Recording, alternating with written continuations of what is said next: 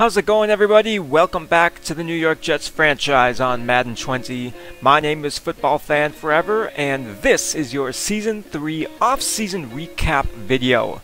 The full off-season was streamed live to YouTube. It will be up on the channel for a bit here, but if a 35-minute video is less daunting than 2.5 hours, I completely understand. The Jets won the AFC East with a 10-6 record and made the playoffs for the first time in the series, but we also had a first-round exit at the hands of the New England Patriots, so we'll be looking to strengthen this roster going into year 4. The Jets have made a splash in free agency in years past, addressing the defensive side of the ball, but going into this offseason I knew that our offense, namely our offensive line and our wide receiver core, had to improve if we wanted to stay competitive with the best teams in the NFL. One of those teams is the New England Patriots, who lost in Super Bowl 56 by less than a touchdown. Cam Newton was one drive away from delivering New England another Super Bowl, and we play them twice a year. Aaron Rodgers goes out a Super Bowl champion, retiring after his second Super Bowl title. That was the first major surprise of this offseason. Aaron Rodgers won the MVP this year as well, so I was surprised that he decided to hang up the cleats when he did, but I can't fault him for wanting to go out on top. Here's a complete list of retirements, including Jets wide receiver Chris Hogan. That wouldn't be the only turnover this roster had, as we still had some big decisions to make on our remaining unsigned free agents. Lorenzo Fatukasi did not get a lot of playing time last year, especially with Eric Armstead making the switch to defensive tackle in the 3-3-5 slot, but I had some interest in bringing the 27-year-old defensive tackle back. We had just over $30 million in cap space, so I lowballed this offer and he decides to test free agency. Next on the list was Andrew Wingert, our backup safety. His asking price was quite reasonable for his skill level, but given that he has been backing up Mariov and Donnelly, I didn't want to commit that kind of money when there were cheaper options available, and I decided to let him test free agency and maybe get a chance to start. Steven Sims also is someone that I liked their work when they're on our team, but didn't really seem worth the value, and especially with me wanting to bring in a wide receiver in free agency, I figured if we wanted to deal with Sims that we could reach out to him in free agency. And that just left our special teams battery, Greg Zuerlein and Braden Mann. Both of them are coming off back-to-back Pro Bowls for us, so I knew it wouldn't be cheap. And I was surprised at the offer that the game put out for Braden Mann, and I made a mistake when I was first offering this contract. It was a lot lower than I thought it was going to be, and no surprise that he turns us down there. We have not seen the last of him just yet. Greg Zuerlein, on the other hand, I didn't want to pay almost $4 million for one season, with cap space as tight as it was, so I decided to try offering him a second year to see if he would take that contract. We could maybe sweat out the cap hit a little bit. I fiddle around with some numbers and end up offering actually exactly what he wants over 2 years, so almost $8 million for 2 years, and he actually turns us down, so I guess he's looking for that 1-year contract. As there are a couple more moves to consider. The first one was pretty easy. Ryan Griffin is now 32 years old, he's regressed significantly, and we can save almost $3 million against the cap by releasing him, which we do. He's not been as effective as I would like. He's had his share of moments, but it's time to let him look at opportunities elsewhere. So we end up releasing him and saving us some money going into free agency. The other option I wanted to take a look at was CJ Mosley. He's been the leader of this defense for several seasons now, but he's under an incredibly expensive contract, and we could save $15.5 million if we cut the 30-year-old linebacker. I felt like he really started to show his age in passing situations last season, which meant that we had to turn to Kel Kohler and Blake Cashman a lot more on third downs. And I'm not sure if I want to be paying this kind of money to someone who's essentially a two-down linebacker at this stage in their career. However, it was the run defense prowess that ultimately led me to keep CJ Mosley, at least for another season. He'll play primarily out of our base 3-4 defense, and if we need to move on from him, we can always do that before the trade deadline. From then, it was on to the free agent signing period. We have a little over $35 million with which to work, which isn't a bad number, and there are plenty of enticing free agents in this class. J.J. Watt and Von Miller headline this free agent class, but I wanted to take a look at the offensive side of things. Our defensive line is just about set. And one name that surprised me was Baker Mayfield. Cleveland is once again looking for their quarterback of the future as they're unable to come to an agreement with Baker Mayfield, and it looks like there's not a super competitive market for him either. But our needs are elsewhere. We have our quarterback in LaMarcus Albert. So I wanted to take a look at the wide receiver position, and there were 4 that stood out to me. Michael Gallup is a deep threat wide receiver. He played for the Cowboys and he shredded us whenever we faced them. He can really stretch the field and you can trust him to get off the line, and that for sure made him really interesting to me. Mike Williams, 27 years old, 6'4", good speed, excellent hands, and he can win a lot of 50-50 balls with his frame and athleticism, and I could see us signing him to a contract as well. How about someone who knows what it takes to win a Super Bowl? Devin Funchess hits free agency after the retirement of Aaron Rodgers. He's best at the short and intermediate areas of the field and can win 50-50 balls. And finally, C.D. Lamb, who led the NFL in touchdown catches last season. He still needs some work in terms of his route running ability, but he can stretch the field and has really good hands and excellent leaping ability. And his asking price is a little bit cheaper than some of the other wide receivers, and there's not a huge bidding war going on for his services. He's also just 23 years old, which means he'll get to grow with this offense as well, and I think he's got the highest upside of any of the wide receivers that are on the market right now. So we give him an offer just over $10 million a year. Then it was time to look at offensive line. Left tackle was our biggest needs, but unfortunately the left tackles out there weren't quality starters. Colton Miller and Anthony Costanzo did not have the pass blocking prowess that I'd hoped at this stage in their career. So I decided to fortify our interior by signing center Ben Jones, or at least offer it. He's 33 years old and has a great head for the game, and I'm hoping he can mentor Benjamin Burks and maybe allow Burks to slide out to guard and push Mekhi Becton back to left tackle for the season. We see that Lorenzo Fatukasi has a pretty good bidding war going for his services. Currently the Arizona Cardinals and the Minnesota Vikings are in the lead for his services. And I wanted to find a run-stopping defensive tackle. There's a player I had my eye on in the draft, but that's not a guarantee of anything. So signing Linval Joseph for a 1-year deal made a lot of sense. We'll give him a lower offer and see if he takes it. Next up was the safety position, and Harrison Smith hit the free agent market, and he's a versatile player who's probably better close to the line.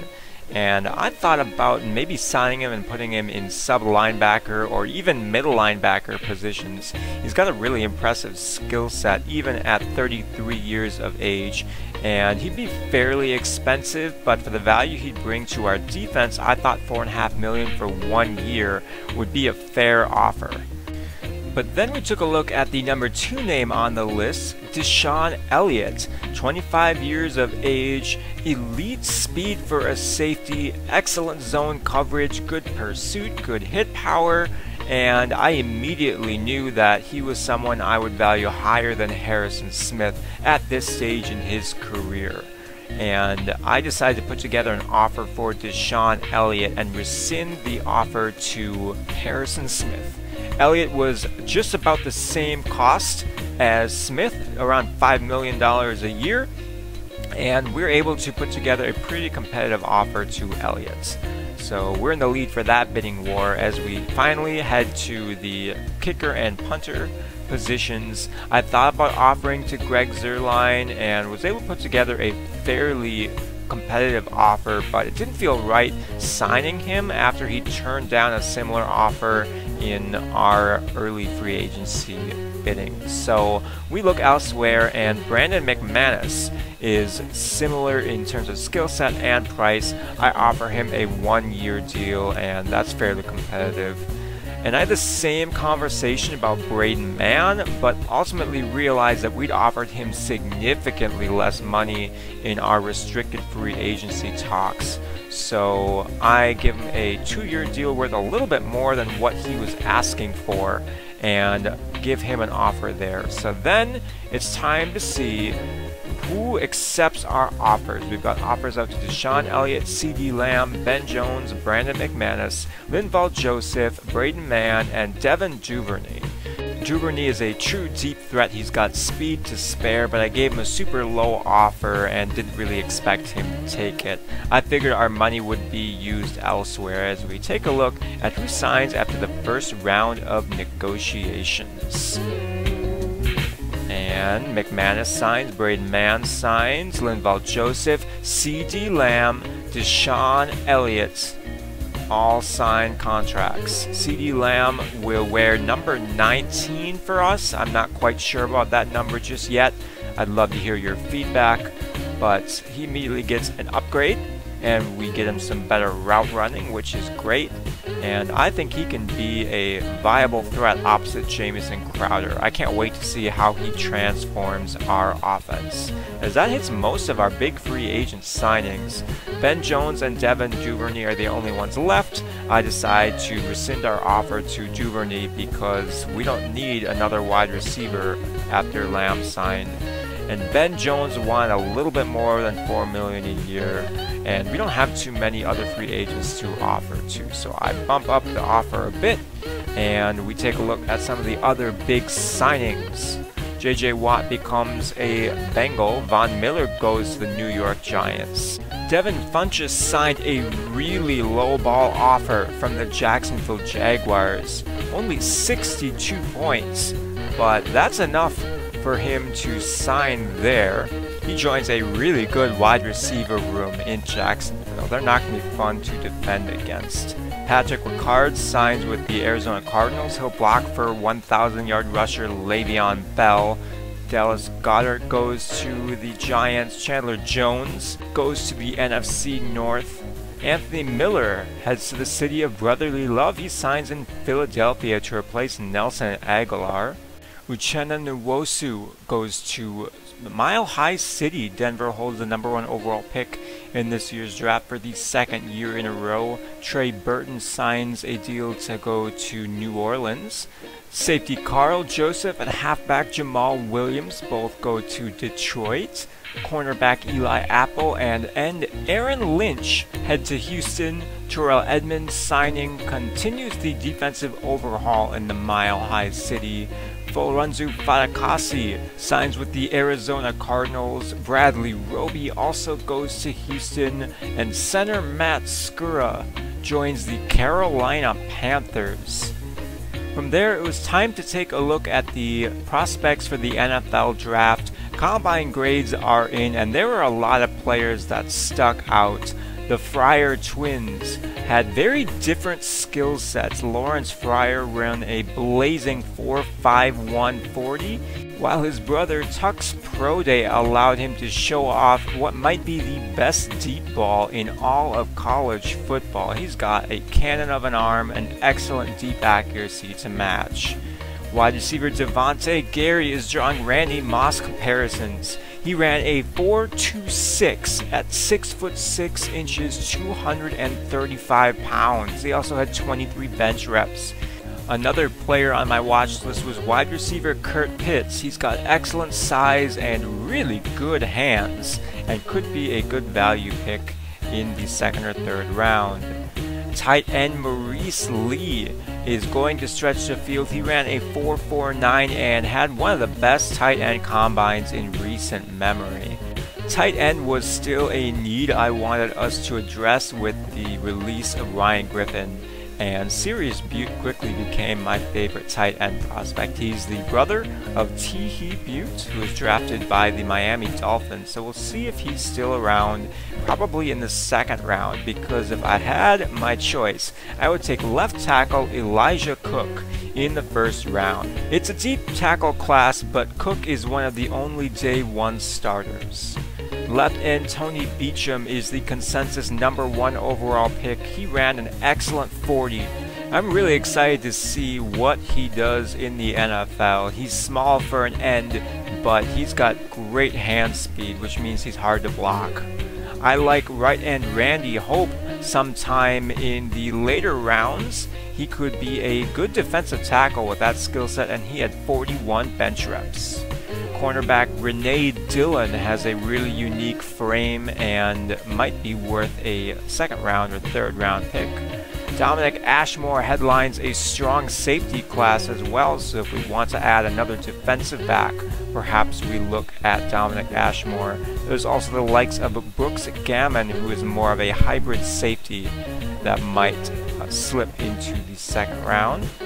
There's also Gerard Thornton, who I think is one of the better value picks. He ran a good 40 and is pretty strong, has good hit power and pursuit. Finally, Brendan McLendon absolutely crushed the combine. He ran a 4.68 at 320 pounds. That's one way to get yourself noticed. As we then had to make the decision whether or not to pick up Quinnen Williams' 5th-year option.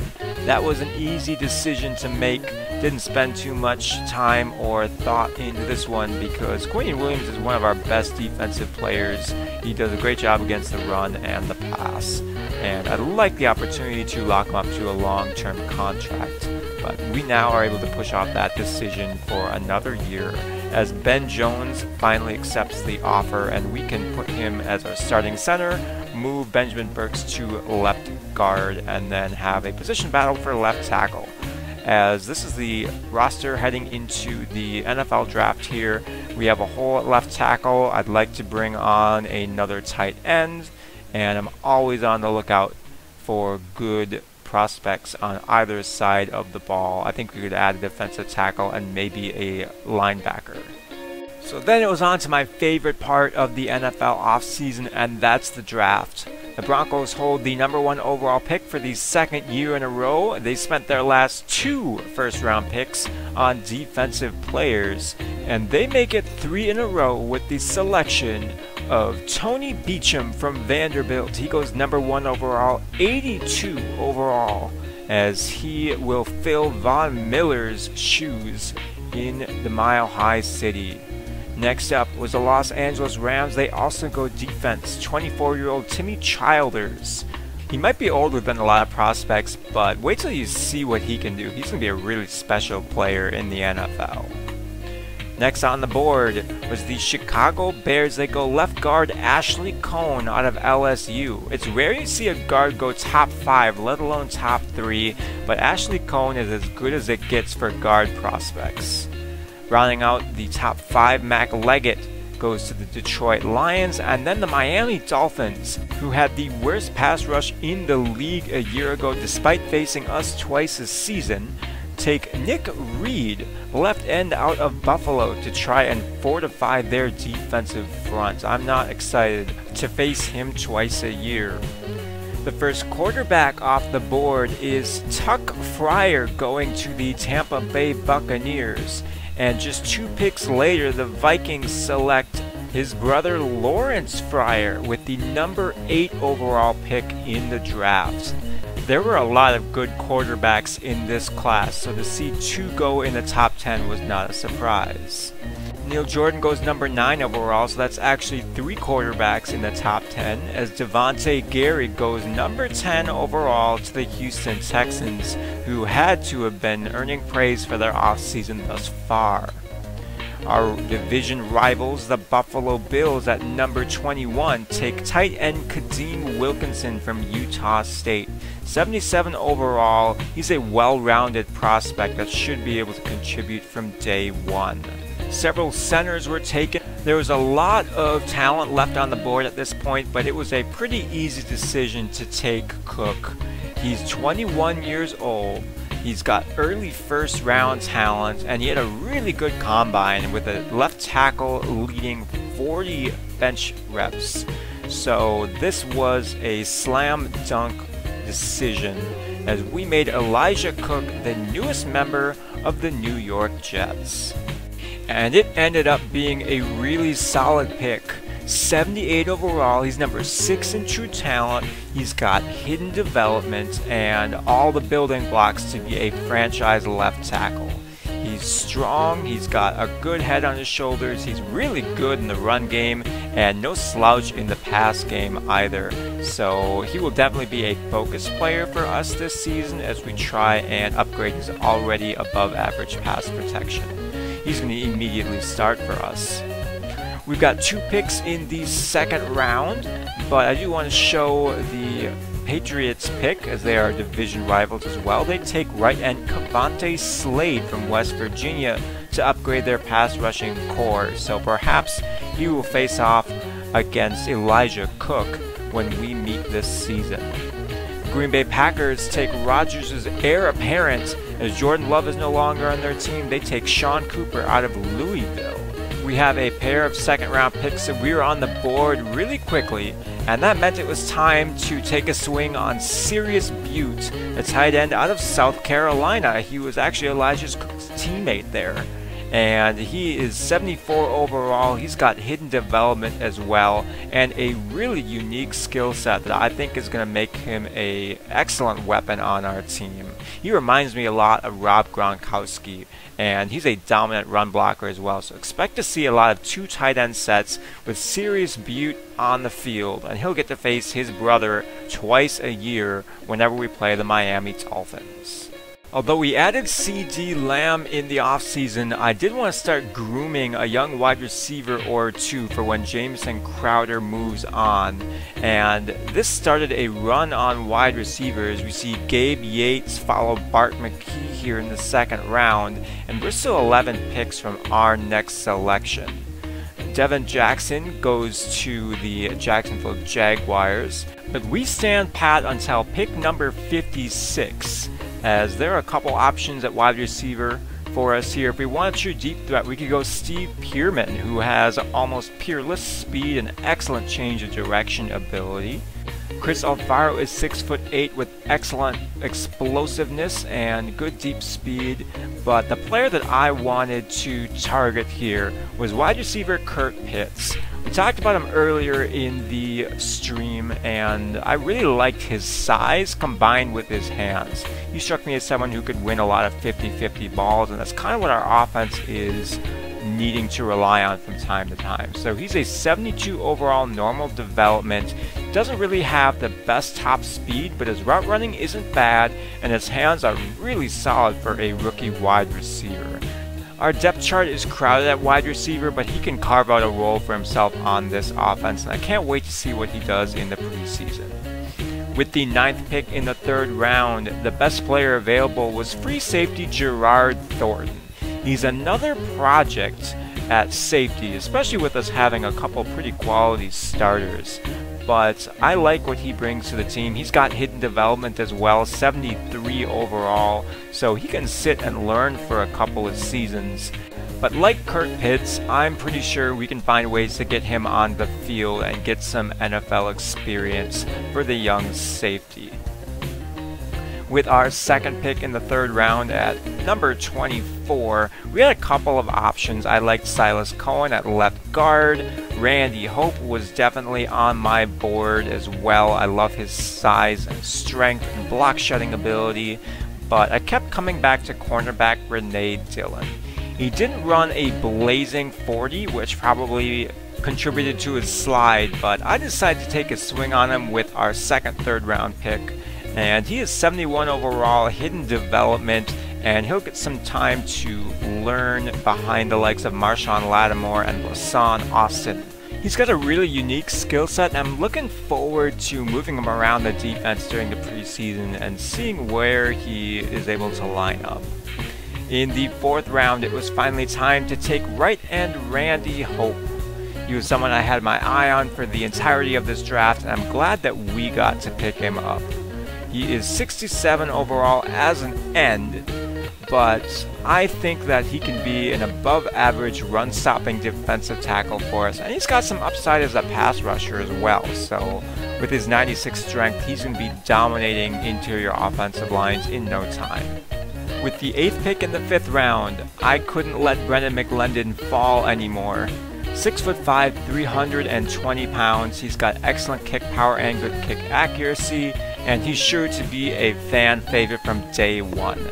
71 overall, normal development, 98 kick power, and 86 kick accuracy. 81 speed as well for a big guy, so we have a punter, but I just had to pick Brendan McLendon. With our other 5th round pick, I tried looking at linebacker depth.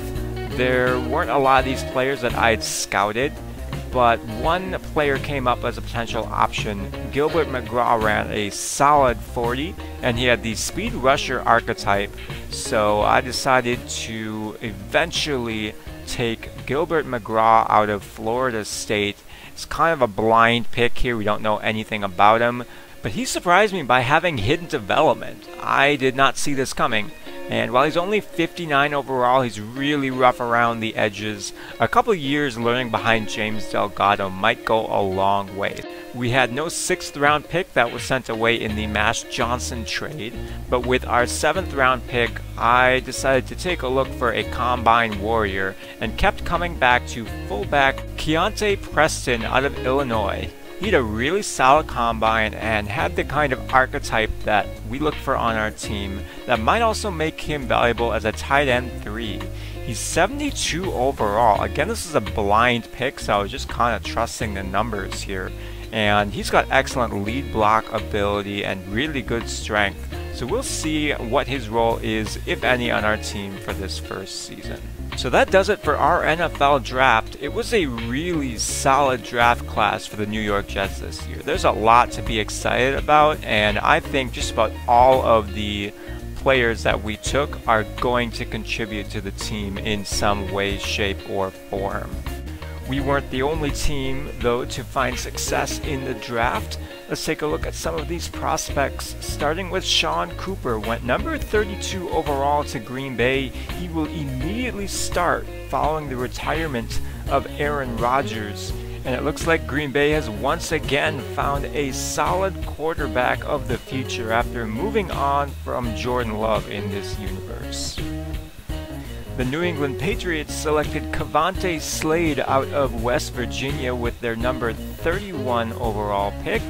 He joins an aging defensive front and should be able to make an immediate impact as a rotational pass rusher. Going number 2 overall to the Los Angeles Rams is middle linebacker Timmy Childers. He's 24 years old, but he's got good size for a linebacker and elite speed. He reminds me a lot of Isaiah Simmons, but is a little bit better run defender. And I can't wait to see what he does in the NFL. This is one special prospect right there. Gabe Yates goes to the Baltimore Ravens. The 5'6", 200-pound wide receiver has really good hands and does his best work in the middle of the field. He's really going to benefit from having Hollywood Brown stretching the safeties and opening up that space. I think he'll have a very successful rookie season. The Steelers took quarterback Neil Jordan with the number 9 overall pick to replace Ben Roethlisberger.